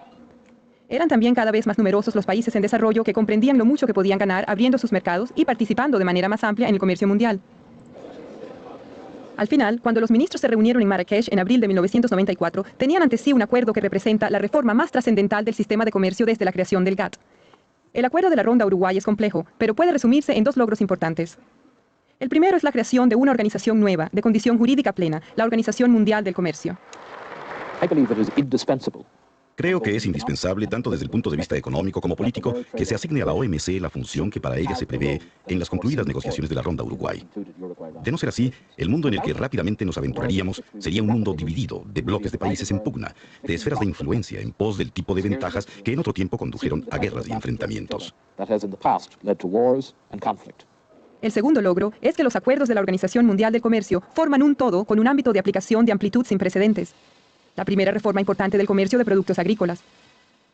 La reducción gradual de las prolongadas restricciones sobre los textiles y el vestido. Una nueva reducción sustancial de los niveles arancelarios. Las primeras normas internacionales de comercio en el sector de servicios y de la propiedad intelectual. Y un sistema más efectivo de solución de diferencias. Todas las decisiones de la Ronda Uruguay fueron tomadas por consenso durante toda la ronda. Es decir, que en ningún momento hubo un país que al final de los finales se opusiera. Hay flexibilidad. Por ejemplo, a los países en desarrollo se les da más tiempo para adaptarse, pero al final ninguno desiste. No se pierde soberanía por adherirse a la Organización Mundial del Comercio. Esencialmente, la OMC representa un contrato entre países. Pasemos ahora al terreno personal. Yo firmo contratos. No hay duda de que restringen mi conducta, de que limitan mi posibilidad de actuar, pero lo hago porque sus beneficios me compensan. La Ronda Uruguay terminó en 1994, pero las negociaciones no se detuvieron. En 1996, la reunión ministerial de Singapur les dio un buen empuje. En 1997, como resultado de ello, se alcanzaron 3 nuevos acuerdos que abarcan mercados internacionales por valor de billones de dólares. En servicios de telecomunicaciones, en libre comercio de una amplia gama de productos de tecnología de la información, tales como los ordenadores, en servicios financieros como los bancarios y los de seguros. En esos sectores, los productos y servicios serán más económicos, de mejor calidad y de más amplia disponibilidad. En los próximos años, la OMC ha de emprender otras negociaciones. Muchas de ellas son heredadas de la Ronda Uruguay. Otras se añadieron después. Las principales negociaciones nuevas sobre agricultura, servicios y otros sectores están previstas para fines de siglo. La mayor parte de los acuerdos de la Ronda Uruguay serán sometidos a examen. Todos ellos son esenciales para mantener actualizado el sistema. Además, los miembros de la OMC están estudiando las prácticas de competencia y antimonopolio, la transparencia en la contratación pública, las inversiones y otras cuestiones más. Desean comprobar si hacen falta nuevas normas. El volumen del comercio mundial es hoy día 15 veces mayor que hace 50 años. En la mayoría de los países, el sistema de comercio ha aportado una contribución vital al crecimiento económico, al desarrollo y al progreso técnico.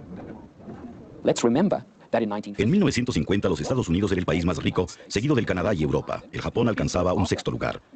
Adoptamos una política de apertura y el resultado fue la convergencia. Hoy, nuestros niveles de salario son bastante parecidos en todo el mundo desarrollado. Lo mismo cabe decir de los países en desarrollo dinámicos que adoptaron políticas de apertura y se integraron en la economía mundial. Creo que este es el gran atractivo de un sistema de comercio abierto. Es precisamente un mecanismo para corregir los desequilibrios y las desigualdades que existen en la economía mundial.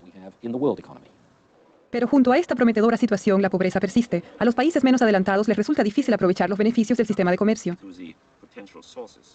Mi país, que forma parte del grupo de los países menos adelantados, sigue con interés el proceso actual de mundialización. Estamos persuadidos de que ese proceso, bien conducido, puede fomentar un crecimiento armonioso de la economía mundial, un crecimiento atento a reducir la brecha existente entre países ricos y pobres. Puede hacerse más por ayudar a esos países a ponerse a la par de los demás y más se está haciendo. Recientemente, 26 países mejoraron el acceso a sus mercados para los productos exportados por los países menos adelantados. Ahora es el momento de acometer el problema de los países menos adelantados.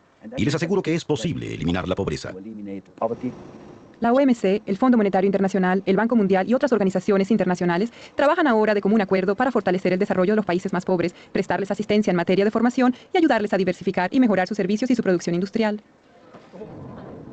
La OMC no es una torre de marfil. ¿De qué modo influyen en los procedimientos de la OMC la opinión pública y el sector privado? Por medio de sus gobiernos. Los gobiernos plasman las inquietudes nacionales por medio de negociaciones o debates que trasladan a la OMC.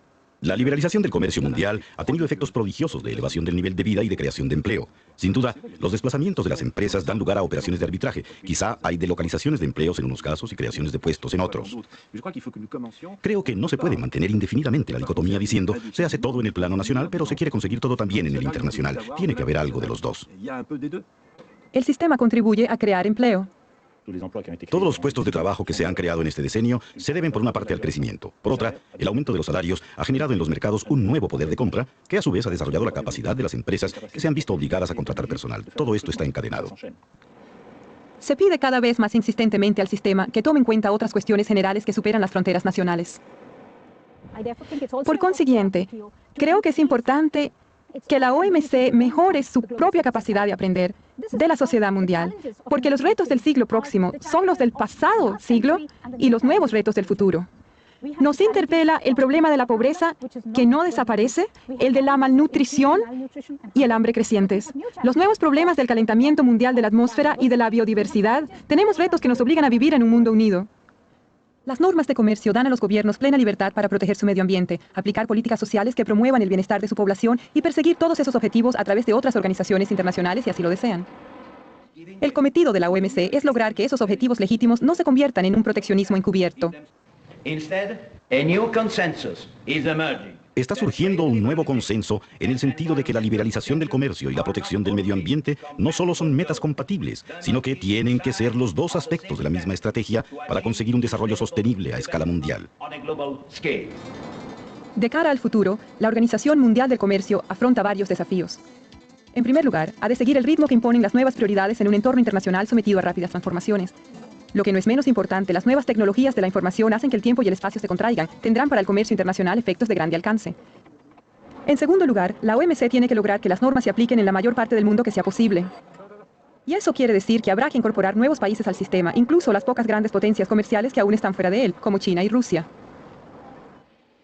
En tercer lugar, los miembros de la OMC quieren conseguir que los grupos económicos regionales establecidos por todo el mundo apoyen el sistema mundial.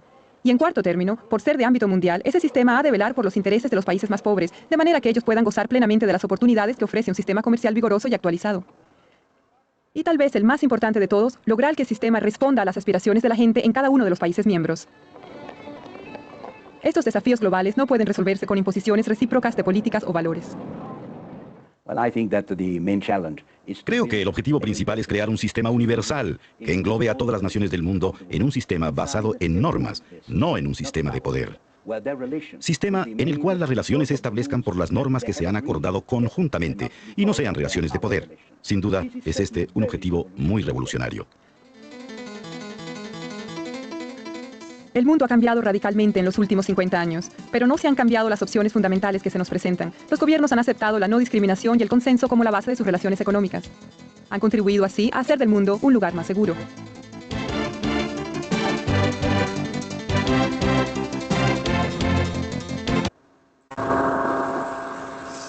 Bueno, aquí en el video dice que no forman parte de la Organización Mundial de Comercio China, ¿no? Que ya es parte, pero desde el año 2001, porque el video es un poco antiguo, ¿no? Es un video institucional de la Organización Mundial de Comercio, y Rusia ingresó en la Organización Mundial de Comercio en el 2012, entonces ya están incorporados, ¿no? Bueno, nos hemos pasado unos 4 o 5 minutos, vamos a descansar 10 minutos, ¿no? Entonces retornamos de aquí a 10 minutos.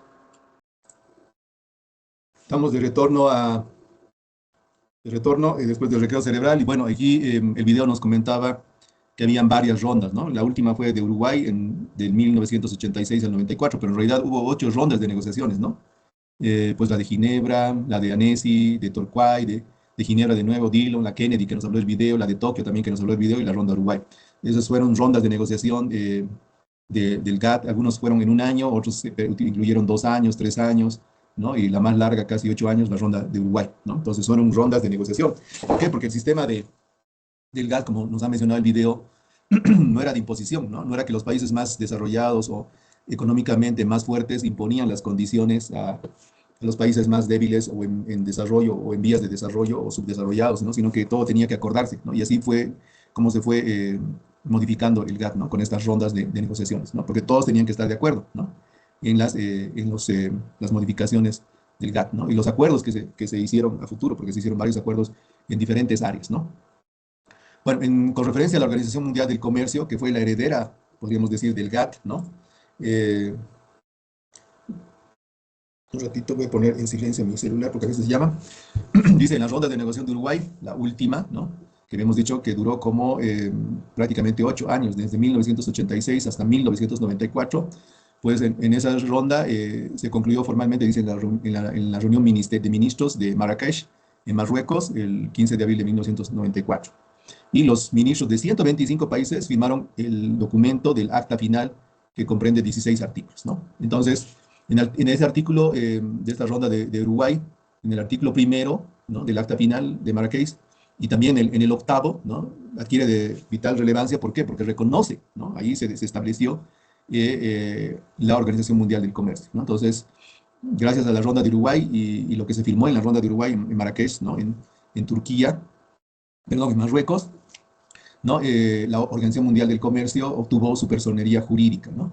Entonces, obviamente heredó el GATT, ¿no? Heredó el GATT, ¿no? Entonces, los principios de la Organización Mundial del Comercio son esencialmente los mismos, ¿no?, que están señalados anteriormente para el GATT, ¿no? Porque, como hemos dicho, la OMC heredó el GATT, ¿no? Y esto se ven en los acuerdos que componen la Organización Mundial del Comercio, ¿no? ¿Cuáles son los objetivos de la Organización Mundial del Comercio? Por si acaso, aquí aclaro que la Organización Mundial del Comercio no es un organismo de las Naciones Unidas, ¿no? Pues cuando veíamos el módulo de transporte, decíamos, hablamos de la Organización Marítima Internacional. La Organización Marítima Internacional, con el tema del transporte, es un organismo de las Naciones Unidas, pero en el caso de la Organización Mundial del Comercio, no forma parte del sistema de las Naciones Unidas, ¿no? Es un organismo independiente, ¿no? Sí es amigo, sí, pero es independiente, ¿no? Entonces, ¿cuáles son los objetivos de la Organización Mundial del Comercio? Lo que busca es elevar los niveles de vida y el pleno empleo, ¿no? O sea, es un objetivo válido, como hemos visto, difícil de alcanzar, ¿no? Porque el mundo es desigual, ¿no? Pero a eso apuntan, ¿no? Después, un aumento de los ingresos reales y de la demanda efectiva. Y ahí el video nos decía, pues en los países desarrollados casi como que hemos homogenizado los ingresos, ¿no? Falta que homogenizar con los países en vías de desarrollo, porque nosotros ganamos menos, ¿no? Después, acrecentar la producción y el comercio de bienes y servicios, ¿no? Y eso sí se ha hecho, pues la población del mundo. A ver, ayúdenme para que... ¿qué población había cuando terminó la Segunda Guerra Mundial? Alguien busque qué población había cuando terminó la Segunda Guerra Mundial y otra persona busque qué población tiene actualmente el mundo, ¿no?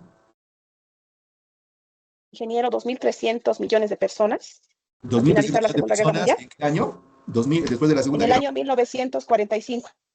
y cuando terminó la Segunda Guerra Mundial, ¿no? Sí, Van a correcto. 2.300 millones de personas. ¿Quién es usted? Millones de personas. Margaret Elisandra Apellido.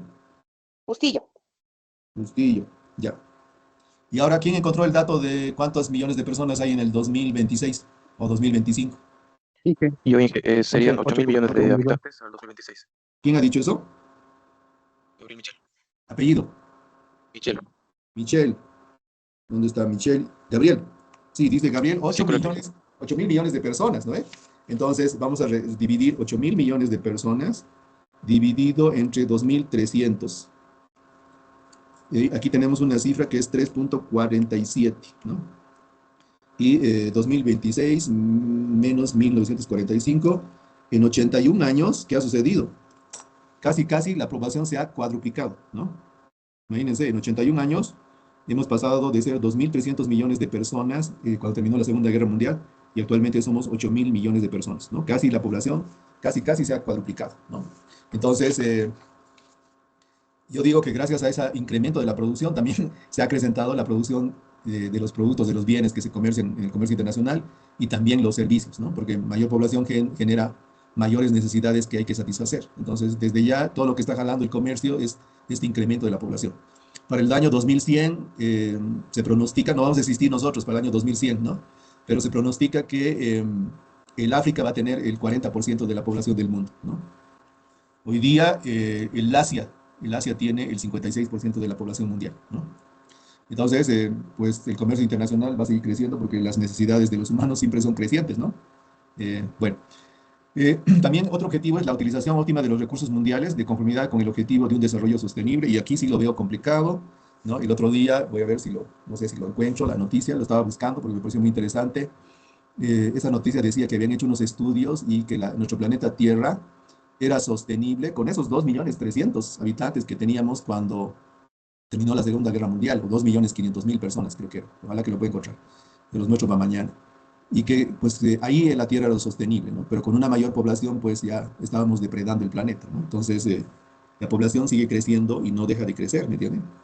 Entonces, a medida que va pasando, estamos destruyendo la naturaleza, el medio ambiente, ¿no? Y no sé si habrá después un punto de no retorno, ¿no?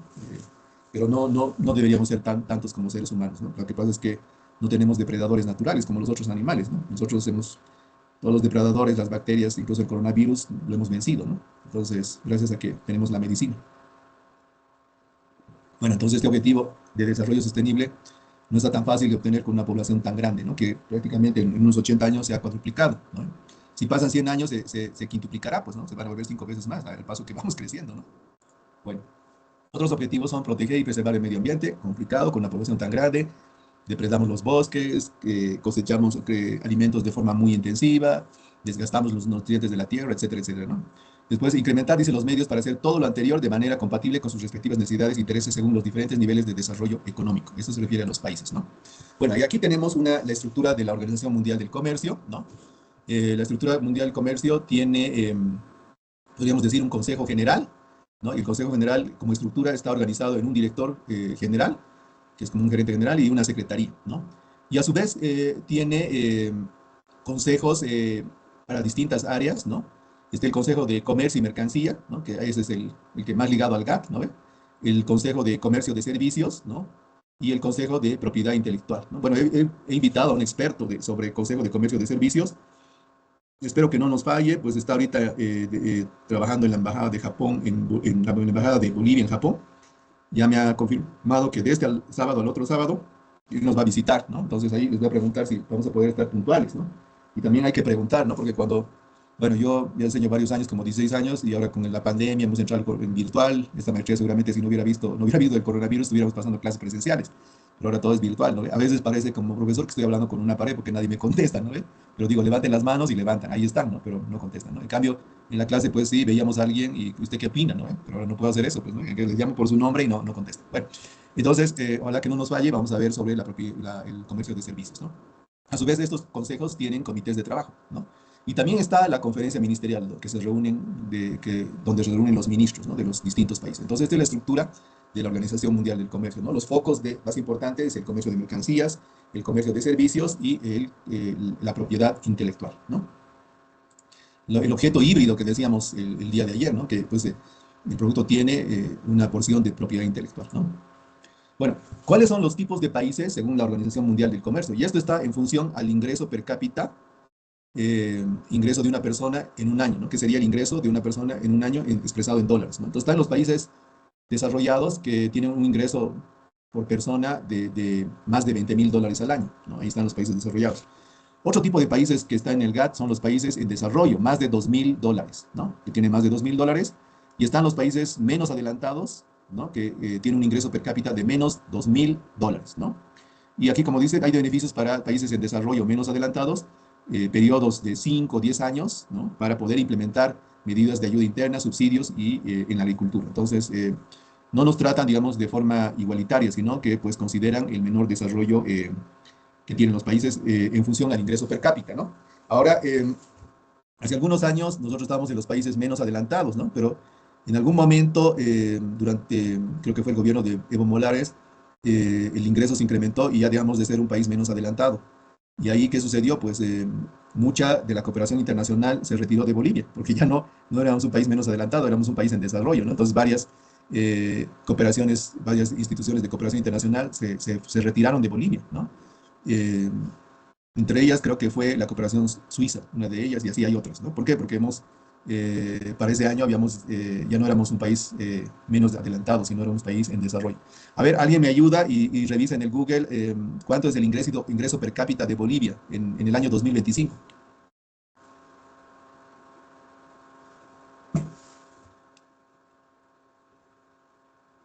¿Lo han encontrado?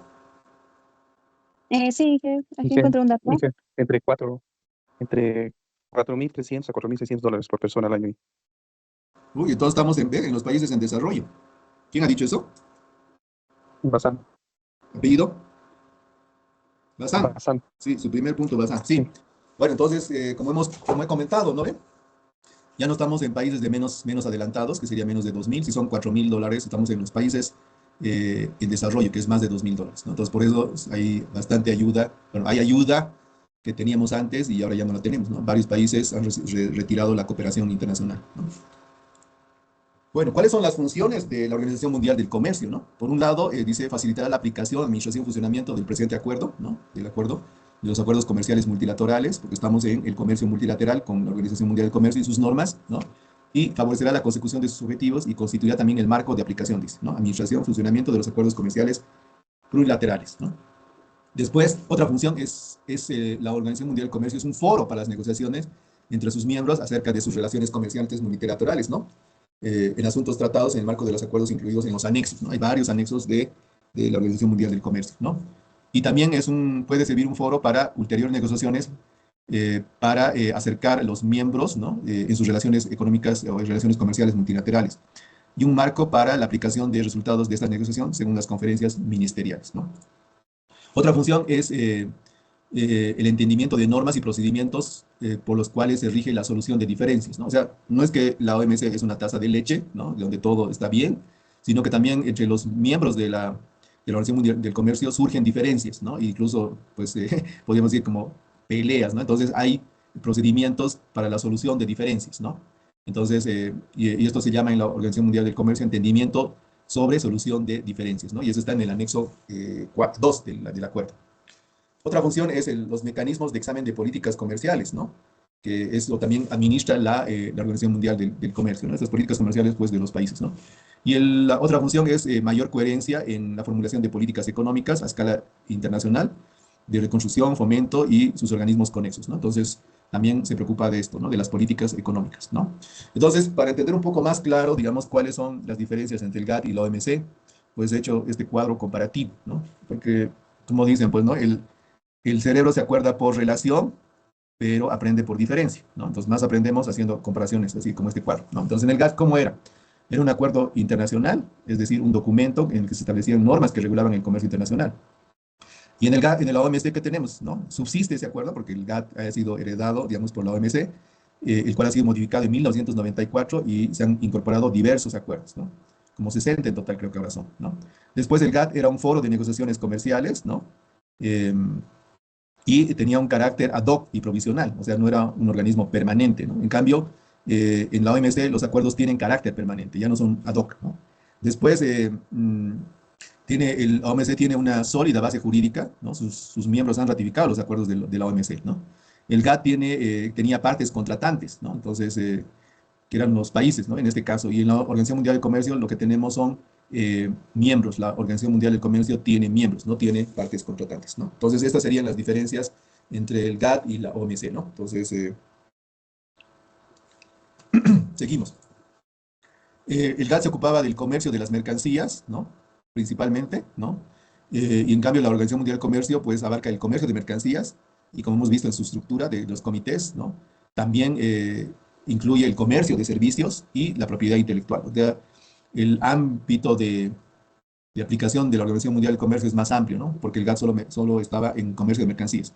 En cambio, la OMC, pues, tiene mercancías, tiene servicios y tiene propiedad intelectual, ¿no? ¿Cuáles son los principios de la Organización Mundial del Comercio, ¿no? El principio de integridad, ¿no? El principio de integridad que es el refuerzo al principio de no discriminación que teníamos en el GATT, ¿no? También ahí está el principio de universalidad, ¿no? Que es una constante en la GATT, donde a lo largo de la historia dice así, convertirse en una organización internacional con vocación universal, ¿no? Entonces, lo que decía el video, decía, ¿no? Lo que tenemos que hacer es incorporar más países, ¿no? A la Organización Mundial del Comercio, ¿no? Y pues ya habían superado los 100 y tantos, creo que son ahora. A ver, veremos, me ayudan con esto. ¿Cuántos países están en la OMC hoy en día? O en este año, o 2025. ¿Cuántos países? ¿Alguien puede revisar? 193 países miembros, dice. O sea, son bastantes, ¿no? ¿Y cuántos países hay en el mundo? ¿Puede preguntar eso? Para ver si son todos, porque 193 es una cifra bastante grande. ¿Cuántos son los países que hay en el mundo?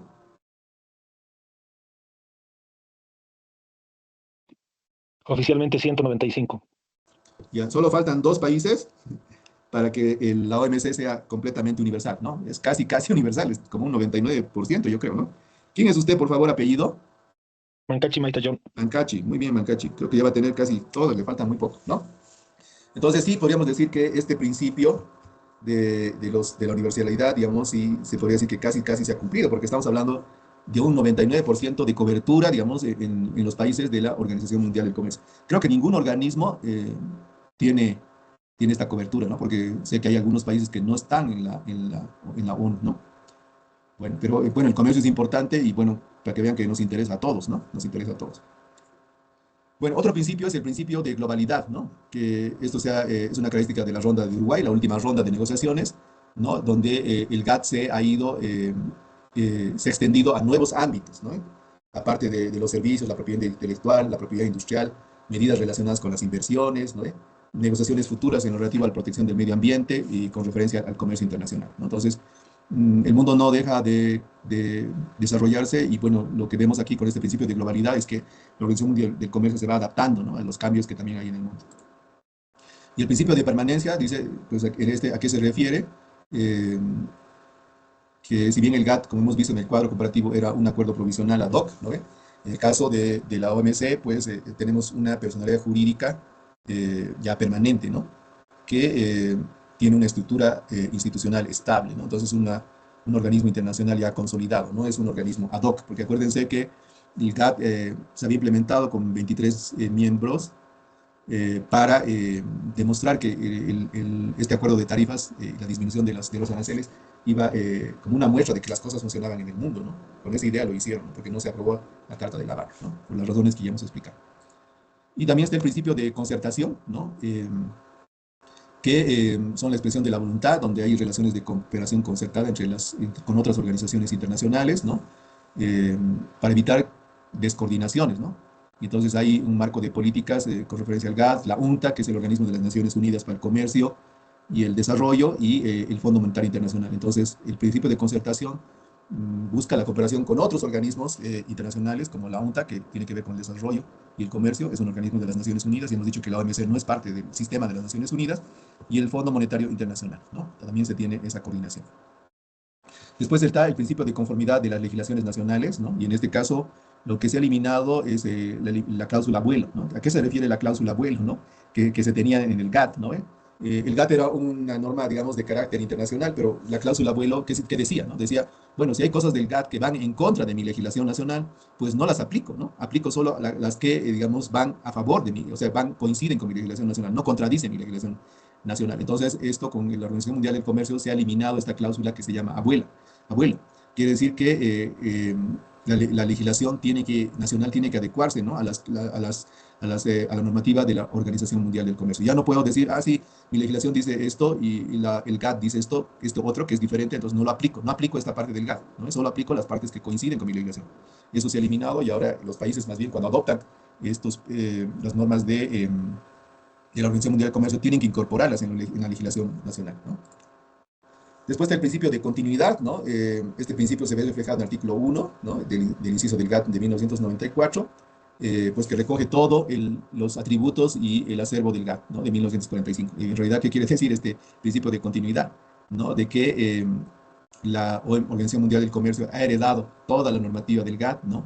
Y la ha hecho suya, ¿no? No la ha separado, sino la ha incorporado. Por eso ahora tenemos el GATT de 1947 con modificaciones, que es lo que se llama el GATT 1994. Pero ese GATT de 1994 ya es parte de la Organización Mundial del Comercio, ¿no?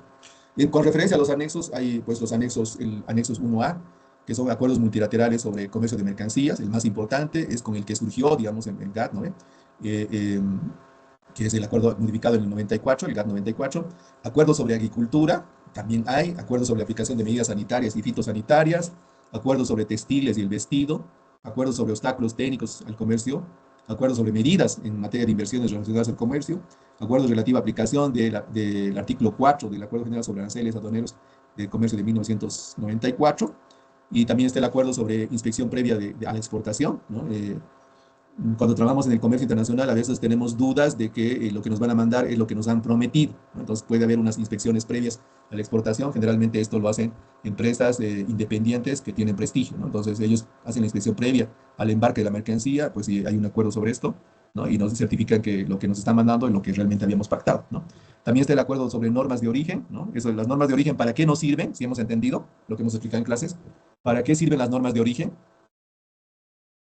¿No? ¿Nadie? ¿Para qué sirven las normas de origen? A ver, Natalie, Annette, Diego, Abigail, Inge, Mayra. las normas de origen en realidad podrían definirse para determinar, por ejemplo, el acuerdo o en este caso el vínculo económico que existe entre entre el comercio internacional que pueda darse, ¿no? O la nacionalidad legal de una mercancía, ¿no? Desde donde viene hasta donde llega. ¿Ya qué se llama usted? Natalia Aguilera. Ya, Aguilera, Natalie. Ya, más o menos ha respondido, ¿no? Entonces, no sé si alguien quiere explicar las normas de origen. ¿Alguien Y más? que tal vez, Adelante. y que, y que tal vez Sí, diga. para también esto, para un comercio justo, tal vez transparente y tal vez ordenado. Bueno, algo. ¿Quién es usted? Pasan. Hassan. Ya. ¿Alguien más que quiera indicar qué son las normas de origen? ¿O para qué sirven también? Inge, Sí, Inge, ¿se me escucha? sí, adelante. Claro, sí, mire, significa más que todo, hace alusión a que estas normas, digamos que direccionan para que en el caso de un intercambio o una transacción internacional, pues se determine de qué país realmente proviene el producto, ¿no? Puede ser que se tenga una empresa con sede, no sé, por decir en Brasil, pero si su fábrica está en China, por ejemplo, entonces si esta norma nos direcciona a que se emita un certificado de origen que explícitamente lo exprese que ha sido fabricado en China, por ejemplo, en este caso, ¿no? Que estoy citando. Y así, justamente como complementando lo que dice mi compañero, esto igual da lugar, ¿no? A que se trabaje con orden y transparencia sobre todo esto. Y también que aplique si es el caso, que aplique al tema de aranceles también. ¿Ya aquí se llama usted? Apellido. Michelle Gabriel. Michelle. Michelle, ¿dónde está Michelle? Ya. Bueno, las normas de origen, bueno, cada acuerdo comercial tiene sus propias normas de origen, ¿no? Pues decía, en México tenemos unas normas de origen, no necesitamos ir al Cenavex a sacar el certificado de origen para que especifique que un producto sea boliviano, ¿me entiende? Pero sí necesitamos las normas de origen cuando exportamos como producto boliviano porque, por ejemplo, nos dan beneficios por ser un país, porque tenemos un acuerdo comercial, por ejemplo, o porque somos parte de un proceso de integración, o porque vamos a aplicar, por ejemplo, si queremos exportar a Alemania, nos vamos a acoger al sistema de preferencias, ¿no? Ese beneficio unilateral que da Alemania, por ejemplo, ¿no? Para comprar productos bolivianos, ¿no? Entonces, para eso necesitamos certificados de origen. ¿Qué dice el certificado de origen? Que ese producto es boliviano, ¿no? Que tiene esa nacionalidad, podríamos decir, ¿no? Aunque los componentes del producto no sean totalmente bolivianos, ¿me entiende? Por ejemplo, pues hay unos zapatos plurinacionales, le llamo así, ¿no? En las épocas, a ver, les voy a mostrar cuáles son, a ver si lo encuentro. Yo les he dominado así, ¿no? Pero, a ver.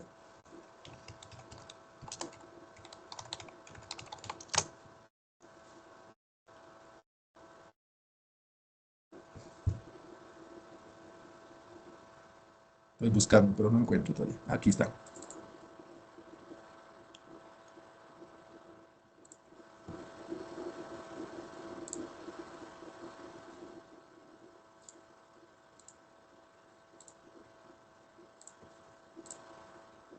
¿Logran ver? ¿Sí?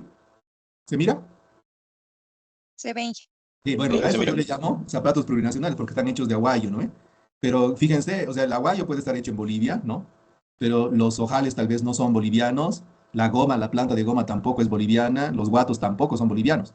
Pero podríamos decir que considerando un porcentaje, digamos, de productos bolivianos más la mano de obra, podríamos decir que estos zapatos plurinacionales son 85%, digamos, hecho en Bolivia, ¿me entiende? Y el resto, el 15%, son, digamos, las suelas las han traído del Brasil, las hojuelas de, no sé, de Perú y así. Entonces no es que es 100% boliviano, sino que tiene un componente mayoritariamente boliviano. Entonces las normas de origen dicen hasta cuánto puede ser del valor, digamos, del producto con insumos bolivianos o mano de obra boliviana, ¿entiendes? Entonces cada acuerdo comercial, cada proceso de integración eh, tiene sus propias normas de origen, ¿no? Entonces no es una norma de origen universal, sino cada proceso tiene o acuerdo comercial tiene sus propias normas. Este, por ejemplo, podría ser es un producto boliviano, entonces el SENAVEC le otorgaría un certificado de origen como producto boliviano. Está diciendo el certificado que aunque tiene componentes que son producidos en otros países, en su mayoría es un producto considerado como boliviano. Entonces, cuando se exporta a otros países, pues tendría un beneficio de liberación de aranceles, no paga impuestos, ¿no? Paga cero impuestos o muy disminuidos, ¿no? Bueno, me ha sonado la alarma, vamos a llamar lista, pero primero vamos a colocar los puntos que han ganado. Bueno, si han logrado ver la plataforma, ya les he puesto un video de un economista y político español que se llama Álvaro Nadal. Él explica en este video, entre muchas cosas, ¿no?